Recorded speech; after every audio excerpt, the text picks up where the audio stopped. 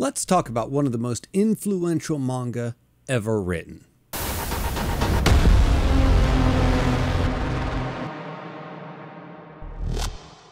Actually, to be quite honest, I don't even know if that's true. I do know that the anime was extremely influential. So either this wasn't really that influential, or if it was, the anime just so completely overshadowed it that you just don't hear about it much anymore. I mean, let's be fair. You cannot have a conversation about anime and not have Akira be a part of that conversation. Hell, you can't have a conversation about animation or film in general without Akira having to be a very important piece of that conversation. Whereas I have now been dabbling in the manga realm here on the internet for a little bit over a year now, something like that. And this comes up, but it's nowhere near as ubiquitous in the realm of manga as Akira is to the realm of, say, cinema and film. And I can't even really speak much in the realm of the anime because I have watched it. I watched it when I was much younger. And the most I kind of remember about it is it made no fucking sense to me at that age and at that time. It confused the shit out of me. And I almost watched it like immediately after finishing this just to go and refresh my memory, and then I would be able to better understand and fully understand and comprehend. Hell, I would have more of an in-depth knowledge of what was happening on the screen than somebody who, say, hadn't read the manga. But I actually have purposefully refrained from doing that, and I still have not seen it since I was like a teenager because I wanted to do this video and this review of the manga before I actually watched it. So I might actually tonight after recording this go watch that, but maybe, we'll see. But I didn't want to watch it because I wanted this review and everything that's in my head banging around from the manga. I didn't want the anime to influence my opinions or anything that I said in this video. I wanted this video to strictly be about the manga. Also, this particular manga was my birthday present to myself this year, and it's quietly been sitting back there, just kind of sitting on that shelf in the shot for I don't know, at least a couple of weeks now, but just in case anyone with an eagle eye noticed that there was a big old Akira box down there. And as a matter of fact, I might actually do a separate video just to do a review of the actual box set and the packaging and the presentation of this box set itself, because I will say it is quite impressive. Anyway, let's get into the actual manga review here. But before I do that really fast, I do want to give a really quick shout out because this week I did get a new patron. So shout out to Jesse H. Thank you so very much. And thank you to every one of my patrons. Really thank you to anyone who bothers to support me and this tiny little adventure that I'm going on here with this YouTube thing. Thank you very much. And thank you to all my patrons. Now, what was I saying? Today we're going to go ahead and we're going to start off right off the bat with the art in the manga. And I really like to take at least a section of every single one of my manga reviews to really talk about the art for a second. Because let's be real, if you're going to read a picture book, the art is minimum 50% of the storytelling, and sometimes, like in Blam's case, way more than that. So I would argue way more than that in general for just most of them. I'd say it's like 90% of what you're doing is looking at pictures. And that can make or break the experience, or at the very least, greatly enhance it and really set the mood and the tone for everything that you're supposed to be reading and everything that you're supposed to be experiencing. And to be quite honest here, it absolutely does not disappoint. It does have this real retro vibe and feel to it, obviously because it was written in the 1980s, but having said that, it also has this real rich and detailed and vibrant feel to the way that it's drawn, a real kinetic feeling to the way that he draws the paneling and the action in it. But I bring up the fact that it feels kind of retro because it doesn't feel dated. I've noticed in looking into and just reading some older stuff, even Junji Ito at times can feel old-fashioned, although I think he does that on purpose. But I'm just saying this didn't feel dated. Also, the character design in this was just excellent. I mean, from the main characters to even the little side characters showing up. You have, like, say, a school nurse, I want to say, pops up at one point in time, and she's just dripping with so much personality just in the way the character designs are put together, and there's no accidentally mistaking one character for another. There are some, even in anime, some character designs or facial designs or hair, I mean, the hair and the face, you could be like, which one of these people am I looking at? If it weren't for, say, anime, having like different colored hair, sometimes you would be forgiven for mistaking two characters for the same person. That's not the case in this one. They are, like I said, very, very unique and just dripping with personality all the way down to the character design. Now, the manga itself surprised me just in the sense of how it's presented to you. And that's probably because I don't entirely remember the anime, but this, I must say, as far as the manga that I have read is concerned, which isn't a ton, was a completely unique reading experience. And part of that comes down to the insanely fast-paced, kinetic nature of what you're reading, and the fact that it has been edited to remove any and all chapter markings, chapter labels, none of that. They have been seamlessly stitched together into books. So once you open page 1 of book 1, you are locked in to this frenetic, insanely fast-paced, like, chase sequence for about 400 pages with no break whatsoever. And this manga is extremely action heavy. Like, wow. And real quick, before I get any further into the video, I do want to say, because I'm getting ready to talk about some stuff, I'm going to talk about this manga in broad strokes, which will include spoilers, and then towards the end of this, I will actually be discussing the actual ending of the manga. So basically from here on out, beware, spoilers are coming. Anyway, like I was saying, this is extremely action heavy, and it's very like, a lot of things are happening in a manga where shockingly little is happening, if that makes any sense whatsoever. For example, Volume 1 is basically something happens to Tetsuo, which starts a chase scene to go and get him. Volume 2, Tetsuo learns about Akira, which starts a chase scene to go and get there first. Volume 3, Akira gets out, which starts a chase scene to go and get him. Like, it's literally, like, for 3 books of this, it's just back, forth, on the bikes, racing, or in the sewers, racing, or on the, oh my gosh, but it doesn't, and I know that sounds terrible, but it doesn't get old, you don't get tired of it. You're literally like white knuckling it through these books, like, come on, stop it, no, get back, what's going on, no, Akira, no, Kanata, come on. I mean, it's crazy. And to be quite honest, you could literally just do like a surface level reading of this and be like, wow, wasn't that a fun romp with motorcycles and wrinkly kids? But underneath all of the ridiculous, like, bombastic, non-stop action, if you just scratch the surface and look down underneath it for just a second, there's a lot going on underneath there. There is so much, like, implication to what is happening and who is doing the things that's being done in this. And the subtext that's underlying all of it, there's just layers and layers of it. And I don't even want to pretend like I understood it. Like, for example, the elephant in the room, and that would be that Akira takes place in a post-World War III world. A world where a massive bomb has gone off in Japan. You know, the idea of this being a post-war Japan, post-bomb Japan, being written by a man who grew up and lived through post-war Japan, post-bomb Japan. There's just a lot there to be said, and a lot there that I'm sure he's trying to say that I'm not sure I fully understood what I was supposed to be feeling in some of those situations, because I'm sure that subtext feels very different for me than it would for somebody who, say, lived through what some of the Japanese lived through. I definitely understand where he was coming from, but I'm not sure that I have the proper frame of reference or perspective to really comment on any of that.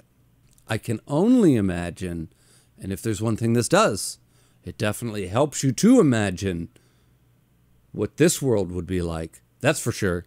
Anyway, with all that out of the way, and like I said, that's probably the biggest, I call it the elephant in the room as far as subtext is concerned. But there's way more going on in here than just that. He's going to find a way to somehow, throughout the course of this, find a way to touch on themes of like youth and morality, rebellion, human nature, nature versus nurture, the military-industrial complex, and evolution. And it's all done at a blistering breakneck pace that does not let up from the first page to the last page. It's kind of like the idea of, could you possibly dissect large, all-encompassing ideas about society at large, all while doing it in the framework of like Mad Max Fury Road? Because that's what this is. And the answer is yes. And like I said a second ago, you could literally stop at the surface level reading and never go any deeper, and it would be just as entertaining.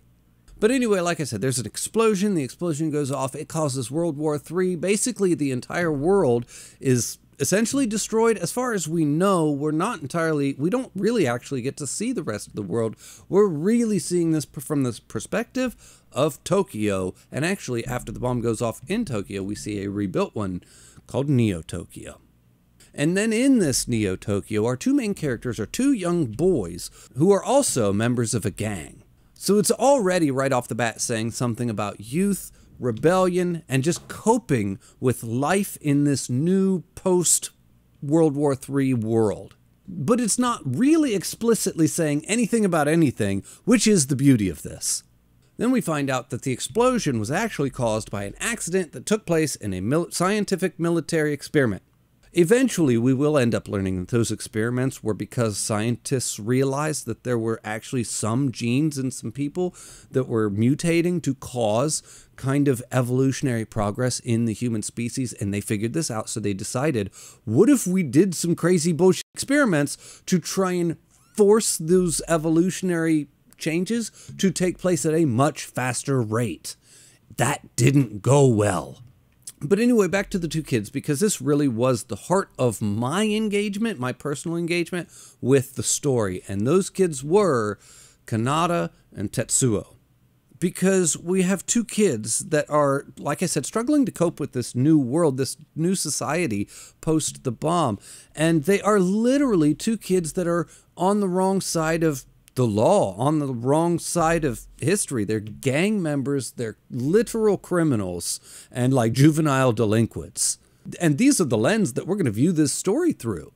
And even though they are bad kids as far as society is concerned, one of them has a strong moral compass, and one of them does not.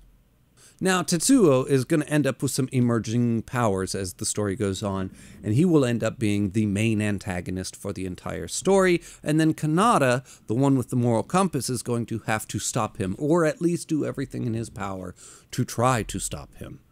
And it presents you with some kind of real questions that you can mull over on your own at your own pace, because it's sure not going to feed them to you, and it's definitely not really going to answer them for you, but it is kind of the idea of Tetsuo, and why does he take such a hard turn in the way that he does into being the antagonist of the story? Is it because his inability to cope with his emerging powers? Was it just the fact that he just kind of was essentially a bad person to the core from the start? Or was it, say, necessarily some of his upbringing? Because even though he has essentially the same upbringing and was born and raised in the same basically place as Kanata, and Kanata's really a relatively strong, like I said, moral compass, and Tetsuo definitely doesn't have that. So they have a very similar upbringing, although it is made very explicitly clear that there are some events and traumas that did happen to Tetsuo that didn't to Kanata. So is that the trigger? Does it go all the way down to his young childhood? It is just gives you all of this information and then just walks away, lets you have it and lets you make of it what you will. So you could really connect any of those dots. You could connect all of them, or you could connect none of them. And it's wonderful And I really like it. I like the fact that they kind of paint this really complex picture and then just walk away and let you just kind of do with it what you will. You could make of it really anything that you want. And that is a very valid and engaging storytelling style, in my opinion. And for me, it made the reading experience just better. I also like that as the story moves on, we're going to ultimately need a character on the side of the good guys that will also get emerging powers that can kind of go toe-to-toe with Tetsuo, and it's not Kanata that gets the powers, because that would be too almost cliche and just a little too convenient for the story, and it ends up being Kai or Kay or however you say her name, because there's another character named Kai. That's confusing. Anyway, I just really like that when we did get that other person on our side of on the good side of the line, that with the powers, it wasn't Kanata, and I appreciated that. Because Kanata then is going to have to continue through the story basically on his own brute force of will alone. He really is just a sheer force of will just to make it through, I don't know, the story itself. And also, it's not like one of the good guys gets powers and now we have somebody to go up against Tetsuo. It is not like that. It takes every single one of them literally banding together. Some of them, multiple people with powers, if you add in all those little kids and stuff, the little wrinkly kids. They're actually kind of little old people. But anyway, they all have to literally band together just to take down Tetsuo, because at this point, as the story goes on, Tetsuo himself really becomes almost like a force of nature. He becomes so overwhelmingly powerful. All while feeling like he's completely lost touch with humanity, but then the story gives us certain people and characters like that little girl of his, little girlfriend kind of character that he meets, to kind of remind you that he's still, somewhere inside of him, he still does have his humanity. It's just, he's just so warped and twisted and tainted at this point, and he's just lost all touch with his moral compass, maybe? I don't know. His character just feels like a real person all the way through the story. At no point does he really turn into a cartoon character or a caricature. And then on the other side of it, there's the military-industrial complex that I was talking about. And then even though they are like a huge driving force for the inciting incident and everything that happens at the beginning and everything that caused the world to be the way it is, and they are a huge part of like the first half of this manga, there's a point where another bomb goes off, explosion happens, completely destroying Neo-Tokyo this time, and the military is basically ejected from the story from then on out, and the Neo-Tokyo devolves into not only chaos, but it's now like ruled by rival gangs and gang warfare, and the gangs eventually develop like cult-like mentalities and worshippers, and you know, this whole chaotic thing where the military just doesn't exist at all. Even with how heavy their presence was, they're just gone now. They will eventually kind of come back around Neo-Tokyo and kind of float out in the water off shores outside of Neo-Tokyo, but they never really get to be a part of the story like they were before. They try, but they're always kept at bay in one way or another, mostly by Tetsuo. And then, in the end of the story, after Tetsuo and Akira basically both activate their powers and ultimately pretty much cancel each other out, and all of the dust kind of settles from the big main climax of the story, the military will eventually kind of float back on into the city, like they're going to kind of clean up the mess and pick up the pieces and kind of reestablish some sense of order in what's left of Neo-Tokyo. But Kanata, who has basically claimed control over the Akira Empire, just kicks him out and claims sovereignty over all of Neo-Tokyo. I was like, what? Wait a second, what? I'm sorry, I didn't see that one coming. And he basically kicks them out and ends up controlling them with fear because he threatens them with the threat of Akira, who doesn't even exist anymore, because, I mean, the final panel of the entire manga is a picture of, I don't know, what looks like a shrine to him, so it implies that he's dead, so he doesn't exist, he's dead, but Kanata's going to then lie to the military and control them through lies and fear of an attack from Akira, which I thought was completely fascinating. What's that supposed to say? What does that say? I mean, I understand that the military caused all of this like twice over, maybe more than that. But like, what does that say? What does that say about the nature of society? What does that say about the nature of rebellion? I mean, so was this a story about rebels fighting rebels, but also rebels fighting the government? So like, rebellion is good. Unless it's bad, then it's bad. But the government is worse. Probably. Or is it supposed to be a statement on, like, freedom? Or is it a statement on, like, morality in general? Is it supposed to be a statement on society in general? Or is it maybe some master statement that touches on absolutely every one of those things, and it is about all of those things? Or maybe it's about none of them, and I'm thinking about this too hard. Although I can honestly say that I did not see that particular ending happening. I did see, you know, the big bomb and the big conflict between Akira and Tetsuo. That was pretty typical. But it was the aftermath that happened afterwards that was like truly caught me off guard. And to be honest, it was probably the most satisfying ending that I could possibly imagine for this particular story. I loved it. And I'm going to go ahead and give this one a 9.